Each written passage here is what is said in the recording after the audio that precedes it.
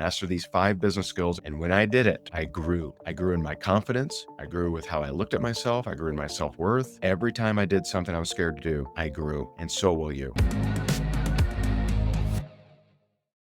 And so I'm going to go through these 5 business skills, and they can, the good news is all of them can be developed. These aren't things that you have to be naturally good at. And so that's going to really help you out. Number one, and these, I would say these aren't in order except for number one, but I'm going to give you how to master these skills. Okay. So not just tell you the skills, but also how to master them. Okay. Number one, you may have guessed it, discipline, right? Doing the thing each day, being consistent, showing up on a consistent, you feel like it, whether you don't feel like it. Feeling like it has nothing to do with my discipline. Feeling like it has nothing to do with my routine. It's my routine. These are my habits. I do them. Now I'm going to give you clues on how to help with this. Okay. And so if you struggle with discipline, you can look at the things you know you should be doing, and I'm willing to bet that you don't delight in them. You don't look forward to them. In fact, you don't want to do them. And that's the problem. Something that one of my mentors, Graham Cook, teaches is he teaches that all discipline comes from delight. So if you are struggling to do something, if you know you need to do something, but you're struggling to do it, you need to figure out how to delight in it. You need to either figure out how to make it a game, or you need to figure out just how to make it more fun, or you need to change it up a little bit or something, because the things that you don't delight on are always going to be very difficult for you to do consistently. So here's the example I love to use. Okay. How many of you love coffee? Do you love coffee? My wife loves coffee. She has me trained. I know when we're away, I better show back up to this hotel room because I'm up very early with a cup of coffee. That's how it works. How many love coffee? Okay. Let me ask you this question, and it's gonna feel weird. How many of you that love coffee are disciplined at drinking coffee? See, isn't that doesn't that feel weird? But if you think about it, you are. Yeah, I'm pretty good. I never miss a day. Do you know why? Because you don't look at it as discipline. You look at it as delight. You delight in drinking coffee, so you're naturally disciplined at it. I delight in my routine, so I'm naturally good at it. This is a couple weeks ago. I had a breakthrough around this. A couple weeks ago, someone said, "So you do like the same routine like every morning?" And I'm like, "Yeah." And they're like, "Don't you get bored? Like, what do you look forward to?" And I thought about it. I'm like, I actually look forward to doing my routine. I look forward to doing it. I look forward to do like when it gets about this time each day, I'm excited to wake up the next morning and do my routine. I love it. I love my routine.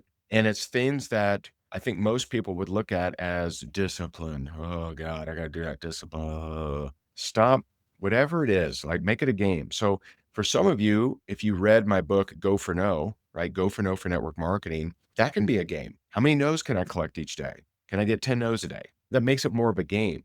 So whatever that thing you're struggling with, I'll give you 2 steps. 1, make it a game. And number 2, pray. Pray and thank God for helping you delight in that discipline. Watch what happens. Watch what happens. Thank him for helping you delight in prospecting. Thank you for helping him delight in doing videos. Thank you for helping him delight. Thank you for helping you delight in learning how to do the things that you're currently struggling to do. But you have to, if you're going to be consistent, you really should tap into how to convert discipline to delight. Because if you delight in it, you'll naturally be consistent at it. You'll naturally be disciplined, and you'll get all the progress that you've been hoping for. Because the reason for discipline is to progress. It's to make progress. Am I right? Am I right? Is this thing on? So that's number 1.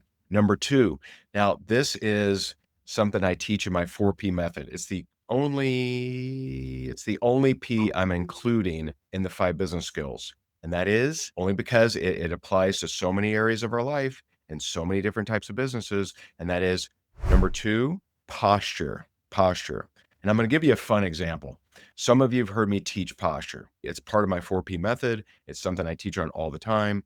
Especially when I teach like high ticket closers, this is the number one thing that they love. They're like, "Oh man, I needed that. Oh, thank you, thank you, thank you." Okay. And so posture, I'll give you 2 different definitions. Posture is the belief in what you have regardless of external acceptance or approval. Okay. Meaning I don't need outside external acceptance or approval. I don't need someone to approve, agree with me. When someone says, I don't know, whatever, God isn't real or something like that. I have too many personal experiences and I just doesn't affect me. I am postured around that God loves me, my love for God, postured around it. You're postured around certain things too. You're postured if someone came to you and said, I think electricity is a scam. I don't think it's real, right? You'd say, I don't, right? You turn a lamp off or something. You see, you're postured around electricity. Okay. If someone came up to you and said, hey, is that your kid? I think they're ugly. You wouldn't say, oh my goodness, they may be right. Oh no, this whole time I've loved them and they're just hideous. No, you wouldn't think that. You'd probably punch them in the face, depending on where you're from, right? If you're from the Northeast, you might punch them in the face. From the Midwest, you might politely escalate, leave the situation. Okay. And so, but you're postured around how your kids look. You're postured around electricity. Are you postured around the thing that you sell? And are you postured about yourself? So let me give you a fun example.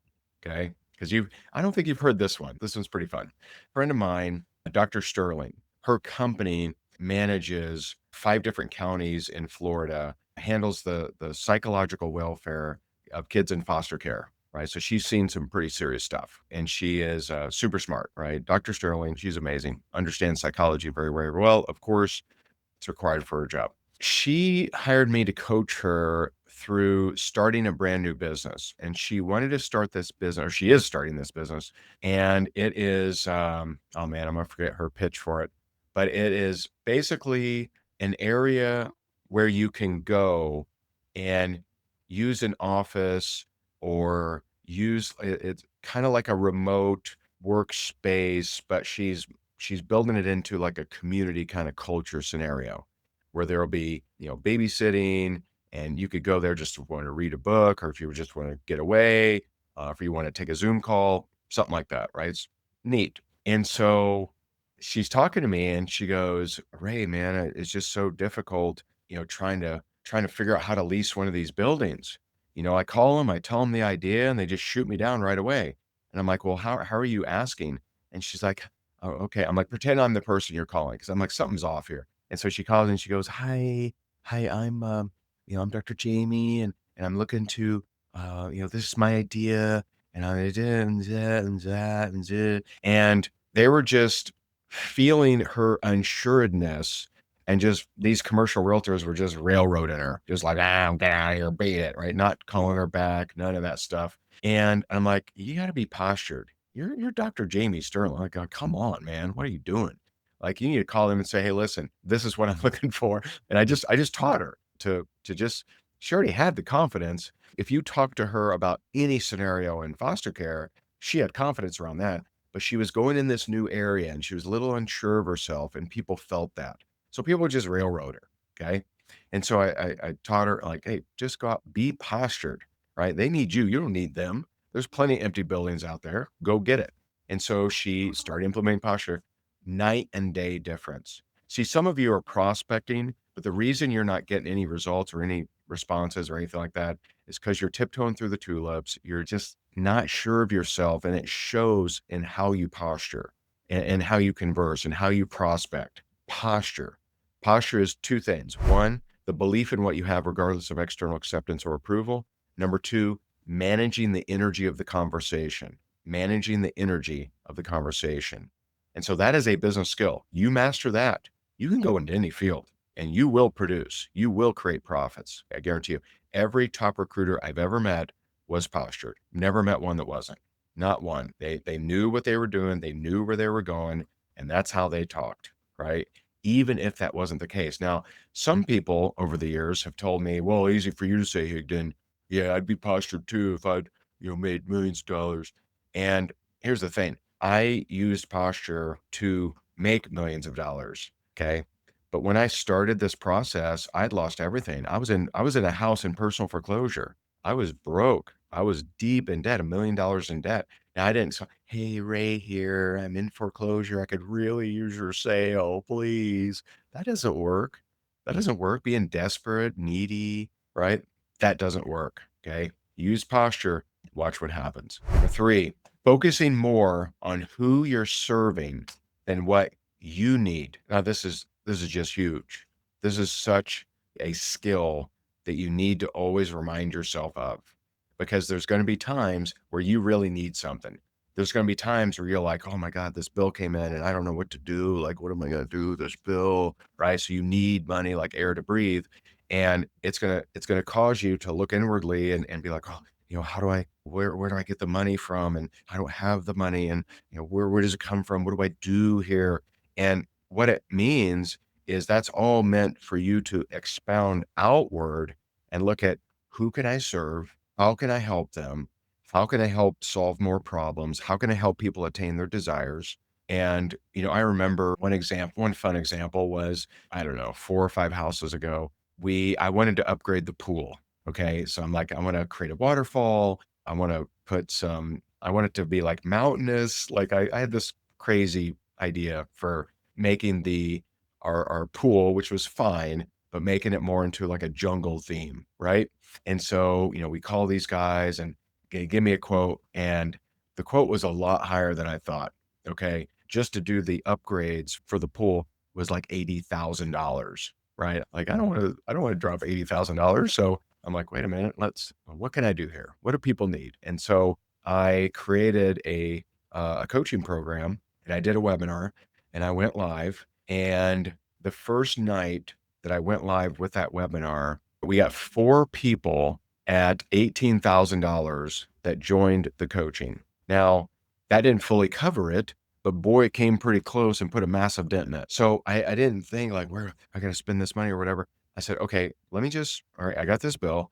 Let me just come up with some unit of value to offer people. Now, obviously, you probably can't do that, can you? But how was I able to do that? How was I able to do that? How can you possibly do that? Well, I had been consistent. I had posture and I focused on what people needed. I knew that there were some top earners that were stuck at 6 figures, wanted to get to 7. And so I talked about that in my presentation, talked about that in the webinar, and 4 people moved forward, almost covered the pool. And it was fine. I don't know if I sold another one or not, but the point is, when you're faced with, especially, I mean, you should do this all the time, but when you're faced with oh my goodness, I need to come up with some money, don't focus on the problem. Don't focus on the situation. Focus on, what can I do to go serve other people that might help me knock that out? And this is I believe, Zig Ziglar quote, you get enough people what they want, you'll get what you want. See, most people focus on what they want. They focus on their sales quota. No one cares about your sales quota. No one on the planet cared about my $80,000 pool bill. Ray, let me help you out with that, buddy. Right? Yeah, no one. No, not one person. I didn't start a GoFundMe. I didn't do a Kickstarter or something crazy, right? No one cared about my bill. No one cares about your bill either. I'm just letting you know. They care about what's in it for me. How are you going to help me? That's what they care about. Now, a lot of times people like to project shame or entitlement or whatever, and they go to someone of success and say, hey, you're successful. You should help me. So that's another scenario where you should be like, okay, what might this person of success need that I could help them with? So I remember I hired a lady years ago. She thoroughly studied my websites, and she created this video and and she showed me all the gaps in my website. And she's like, if you just did this, you'd make more money. If you did this, you did this. If this video to you is free. You feel free. If you'd like me to help you with it, let me know. And I was so impressed. She did that, right? And she didn't come to me and be like, hey, you need me or something like that. She demonstrated, hey, here are the holes in your website. Here's the holes in your funnels. Here's what I could help you with. And she just made it a no-brainer. And I hired her for pretty pretty high salary, worked with her for a few years. And so instead of trying to be shaming to people of success, which is very commonly done, like, least you could do is throw me $1,000 or something, right? Don't do that. What's in it for them? How can I help them? How can I bring value to them that would make them want to pay me or make them want to hire me, work with me, etc. Number 4, constant never-ending improvement. Constant never-ending improvement. So I am always looking in every direction of my life. Where can I improve? Now, don't get that twisted. Don't get that twisted. That's not me thinking that every area of my life sucks and needs to be improved. but it's me not becoming so arrogant that I think I've perfected every single thing that I do. I am always looking for improvement, always. I remember my, first, like, speaking job is I was traveling around the country 22 days a month, Vegas, Chicago, Phoenix, Miami, LA, and, living out of a suitcase, very, very tough life. Those of you who are envious of traveling speakers, believe me, don't me. Like they're usually very miserable, right? Like they get the highs of the crowd, but then they're in the airport like all the time. They barely see their loved ones. Like it's not easy. So 22 days a month, Vegas, Chicago, Phoenix, Miami, LA. And it was a 90-minute presentation to a cold audience that did not know me, selling a $7,000 real estate education like system. Okay.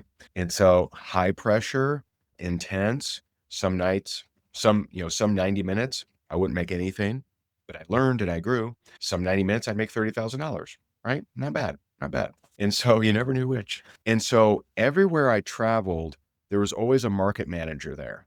And the market manager would basically market, you could guess, he would, he or she, I think they're all men though. I don't recall women, but I think they're all men, but they would market the event, right? Like, hey, Ray's coming to town and you need to get to this event. It's amazing. And so they would market locally to get people there so that when I flew in, there would be an audience, right? And sometimes there was an audience of two, sometimes maybe 30 or 40. And so every time I spoke, now these market managers, there were 12 different speakers. And so they got to see everyone's presentation. And so every time I finished, I would go to them and say, hey, how'd I do? What did you like? What could be improved? And at first, all of them were like, dude, you did a great job, man. What do you mean? I'm like, no, this isn't indicate. I'm not asking these questions because I think I did a bad job. I'm asking these questions because I always want to improve. See, they saw every speaker. So sometimes they tell me, you know what, man, Dave does this thing at the end. And I'm like, ooh, I like that. Right. And they also told me eventually, all of them, they're like, dude, you're the only speaker that asks us these questions. Like all the other speakers, like ask us for coffee and then leave immediately, don't even say bye to us, right? Which is crazy to me. But I thought, man, these guys get to see every pitch. Like, well, I'm with the intelligence, man. If you're going to ask feedback from anybody, it's them.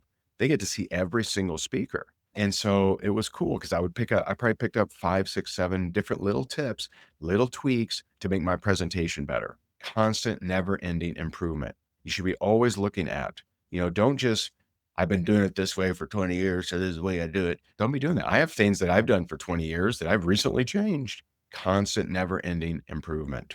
Okay. All right. So that's number 4. So discipline, posture, focusing more on who you're serving than what you need, constant, never ending improvement. And number 5, master these 5 business skills and watch your profits explode, taking uncomfortable action. Now, for most, I'm not saying it's limited to this, but for most, that's investing in yourself.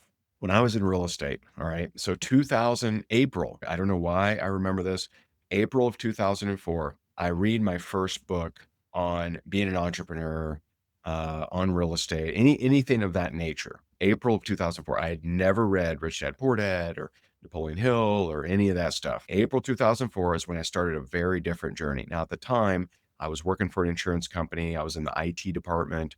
I was a database administrator. And so I read, I think it's Building Wealth by Russ Whitney.